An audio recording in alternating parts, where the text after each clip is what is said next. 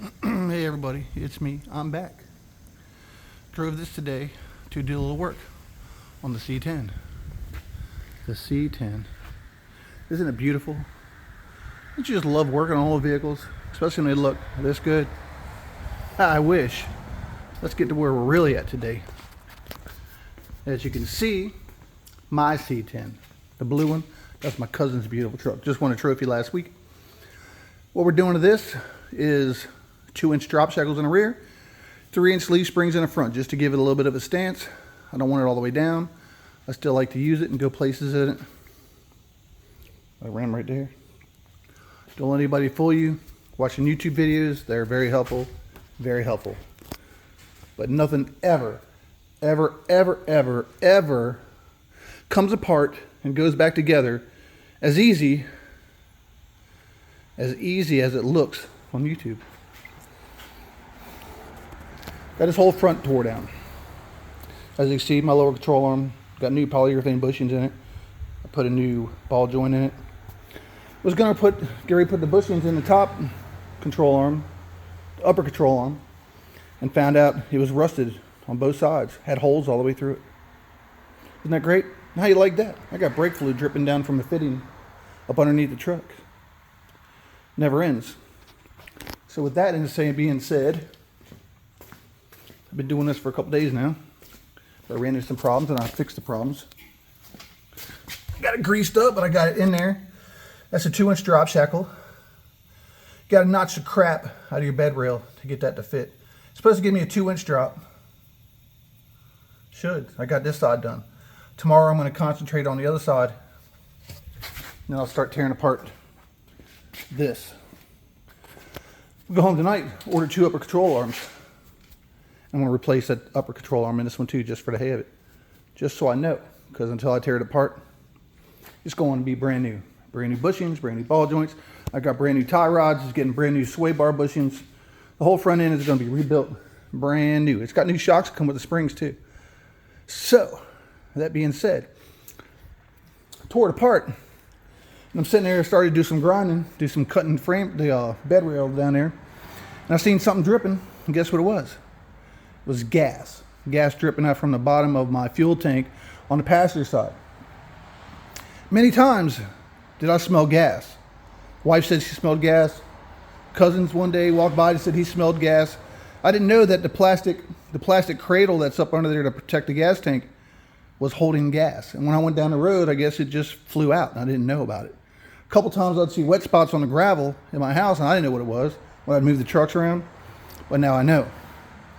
So my next project after this is to get it home, get things worked out. Since I still have 2 fuel tanks, I'll just use the one on this side for a little while. And in the process, I'm going to order 2 new tanks, 4 new straps, and I'm going to bring it back here. We're going to yank the bed off the back of this truck, and we're going to put new tanks in it. I'm going to name this truck the Saga. The Saga. It just continues. The saga continues. Every time I fix one thing, it leads to another. But that's what they say about these square bodies. You put $10,000, $15,000 in it, it's still only worth $5,000. But when I get all the mechanicals done and all the suspension done, then I'm pulling the heads. I'm putting a new set of aluminum heads on here with a nice little thumper cam so I can hear it. So it sounds good. It runs a little bit better. And then the only thing I'll have left to do is paint, right? Yeah, whatever. There'll be something. There will be something. It does have new wheels and new tires. It does have new exhaust on it. I just put new exhaust gaskets on it because I had a really bad backfire and I was trying to figure it out. And I went to a mechanic. He was like, oh yeah, maybe it's this carburetor this, carburetor that. I went home. I changed the exhaust gaskets and they looked terrible. Put some new Mr. Gasket aluminum header gaskets on here, and guess what? It stopped all the backfiring. Rounds good and it sounds good now, so I'm pretty happy. You know what they say about Chevrolet? The heartbeat of America. If you think about my grill, I took all that out, painted it black, put it all back together. Got some nice halogen, some aftermarket headlights. I don't have yellow blinkers anymore. I put white ones in there just for the heck of it. I like to be different. aftermarket side markers. I have a brand new molding kit for this, and I have all the new wheel arches, moldings around the window with wheels.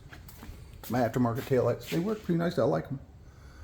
Thing with all the chrome on there, but I'm not doing that until I paint it. Anyway, if you like C10s, you would love this truck. Started off as a 2-wheel drive truck. He put a Blazer front end underneath of it. From the ground up, beautiful truck. You see how pretty it is? Something you can eat off this truck. Look at this exhaust. Like I said, he just won Best of Show at a 4-wheel drive, or a 4-wheel drive truck show we went to in West Virginia, and he deserves it. 70,000 original miles on this beautiful, beautiful paint job. I'm just scared to death working next to it. I'm not worried about scratching mine too much. But anyway, that's all I got going on today. Don't grind if you smell gas. Don't grind and have sparks flying, because it could have been a bad day. Could have been a really bad day. With as much gas that was hanging up underneath that thing, and with the sparks flying there when I was notching the bed rail, it could have been a bad day. But thank God it wasn't, right? Thank God it wasn't a bad day. That's what I got going on right now. I'm gonna try to, I guess by the time my upper control arms or lower, my upper control arms come in, I may be dizzy just thinking about all the work I got to do. I should be ready to put everything together. Tomorrow I'll come in here, I'll put the other shackle in here, and I'll probably hang the lower control arm and tear the other side down. Get as far on as I can, so when my upper control arms come in, I can throw it all back together. There's an alignment shop right down the street, about 4 miles from here.